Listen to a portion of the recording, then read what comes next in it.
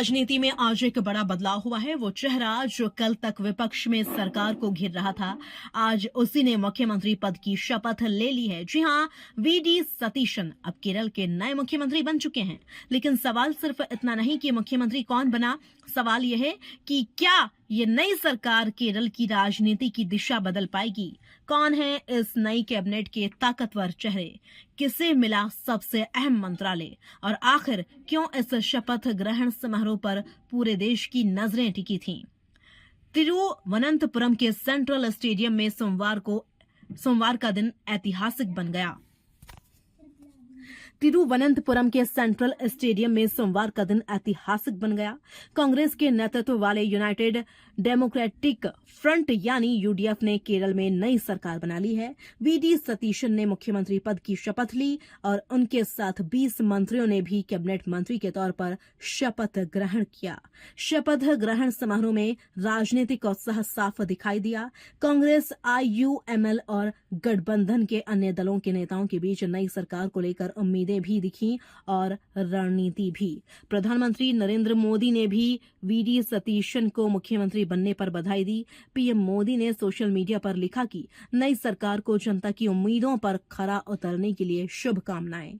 यानी राजनीतिक मतभेदों के बावजूद लोकतंत्र की परंपरा निभाई गई। अब सबसे बड़ा सवाल, आखिर वीडी सतीशन कौन है और क्यों उनकी जीत को केरल की राजनीति में गेम चेंजर माना जा रहा है। 61 वर्षीय वीडी सतीशन कांग्रेस के अनुभवी नेता हैं। परावुर सीट से विधायक रहे सतीशन लंबे समय तक विपक्ष के नेता के तौर पर एलडीएफ सरकार पर हमलावर रहे। उन्होंने सिर्फ आरोप नहीं लगाए, बल्कि मुद्दों पर आधारित राजनीति की महंगाई, भ्रष्टाचार, प्रशासनिक विफलता और जनता के मुद्दों को लगातार उठाया। लेकिन सबसे बड़ा दांव तब खेला गया जब उन्होंने कहा कि अगर यूडीएफ सत्ता में नहीं लौटी तो वो राजनीतिक वनवास पर चले जाएंगे। यह बयान रिस्की था, राजनीतिक करियर खत्म भी हो सकता था, लेकिन जनता ने इसे गंभीरता से लिया और अब वही नेता मुख्यमंत्री की कुर्सी तक पहुंच चुका है। अब बात करते हैं उस कैबिनेट की जो आने वाले 5 साल तक केरल की राजनीति और प्रशासन तय करेगी। के मुरलीधरन, वरिष्ठ कांग्रेस नेता के मुरलीधरन को बिजली और देवस्वम विभाग की जिम्मेदारी दी गई है। मुरलीधरन लंबे समय से सतीशन के समर्थक माने जाते हैं। हालांकि खबरें थी कि वे स्वास्थ्य मंत्रालय चाहते थे, लेकिन उन्हें पावर सेक्टर सौंपा गया। 3 बार विधायक रह चुके मुरलीधरन को अनुभवी और स्वतंत्र राजनीतिक चेहरा माना जाता है। रमेश चेन्निथला, गृह मंत्रालय। अब बात उस चेहरे की जिसे लेकर सबसे ज्यादा चर्चा रही, रमेश चेन्निथला। जी हां, वही नेता जिन्हें मुख्यमंत्री पद का दावेदार माना जा रहा था। सूत्रों की माने तो शुरुआत में वे कैबिनेट में शामिल होने को लेकर सहज नहीं थे, लेकिन कांग्रेस आलाकमान के हस्तक्षेप के बाद उन्होंने सरकार में शामिल होने का फैसला लिया। उन्हें गृह और सतर्कता विभाग दिया गया है, यानी कानून व्यवस्था की सबसे बड़ी जिम्मेदारी अब उनके हाथ में होगी। तिरुवंचूर राधाकृष्णन, विधानसभा अध्यक्ष, 80 साल की उम्र और राजनीति का दशकों लंबा अनुभव। तिरुवंचूर राधाकृष्णन को विधानसभा अध्यक्ष बनाया गया है। 1991 से लगातार चुनाव जीतने वाले इस नेता को मंत्री पद नहीं मिला, लेकिन स्पीकर बनाकर पार्टी ने राजनीतिक संतुलन साधने की कोशिश की है। टी सिद्दीकी को वन विभाग की जिम्मेदारी मिली है।